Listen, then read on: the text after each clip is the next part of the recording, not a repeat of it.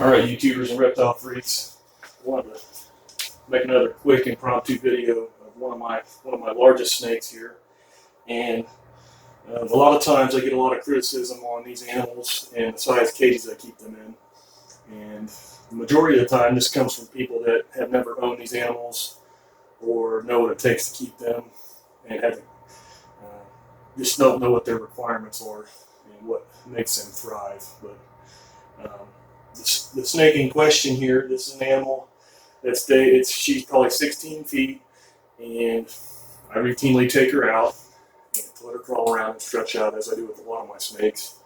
And just a little bit ago, this animal, I pulled her out of her cage, but she really didn't want to come out.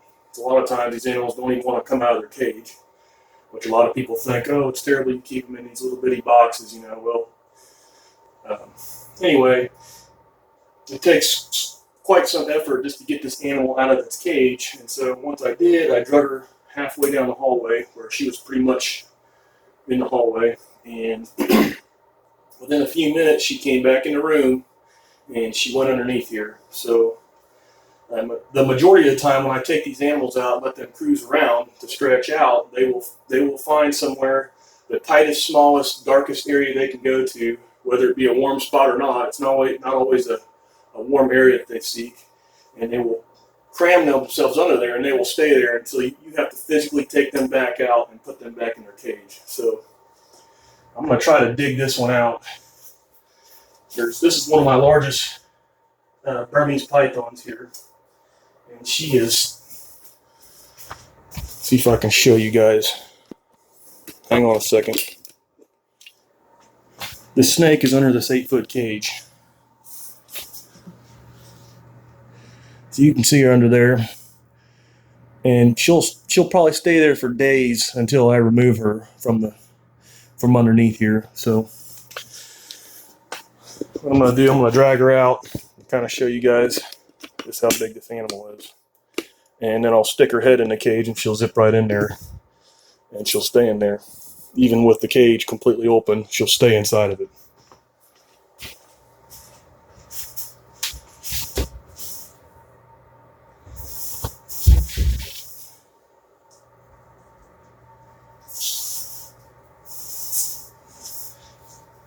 She's so big that a lot of times they flatten their bodies out and get into these crevices, and then they'll expand and poof back up, and you can't even get them back out.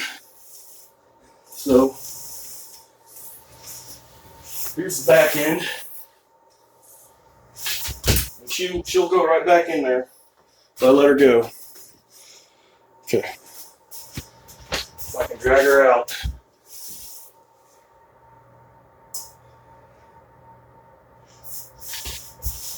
And she has enough strength to lift this entire stack of cages up,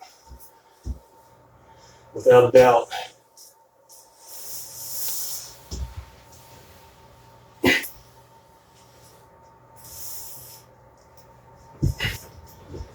Ow. So right now, as I'm grabbing her, she's shrugging her body, wedging my hand in between the stack of cages, and it hurts big time.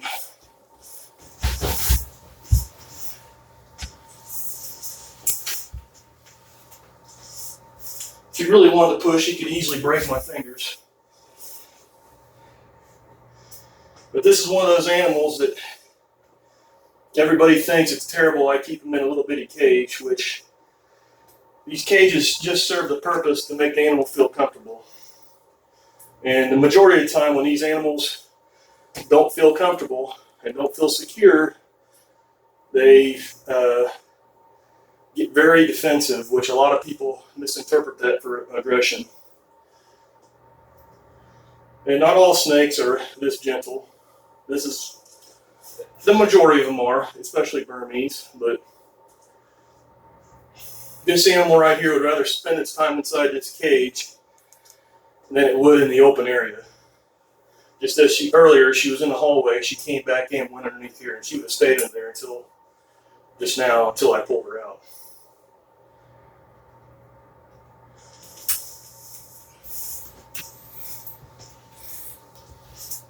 once I get the rest of her out, she's gonna want to shoot back under there.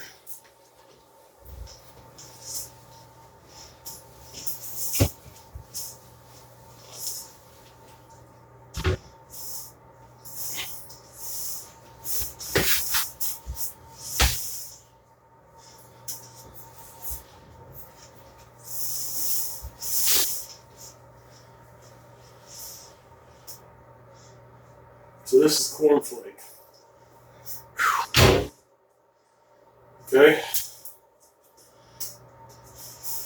I'm going to show you guys something that how these animals start out.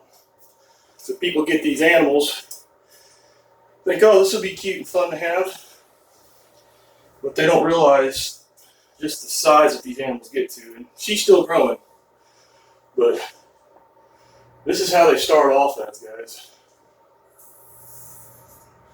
This is what they start off as.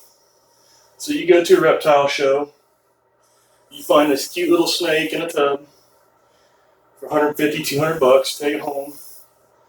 And this animal right here in my hand, the little one, within 6 years, if fed regularly, will turn into an animal like this.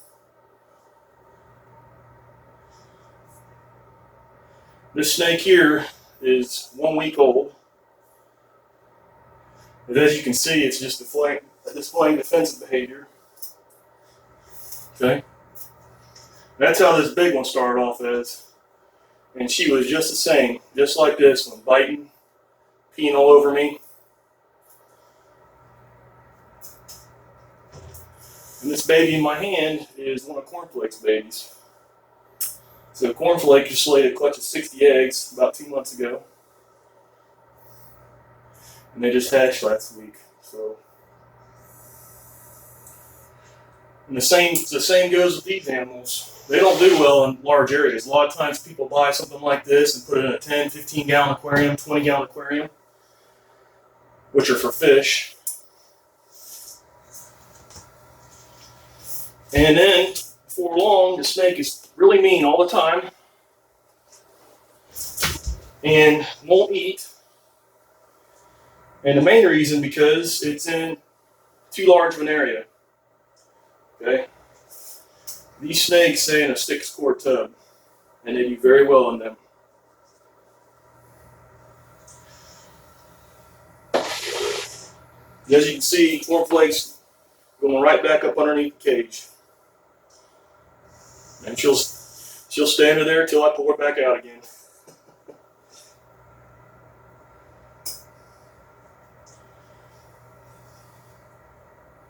Alright guys, hope you enjoyed. I'll see you next time.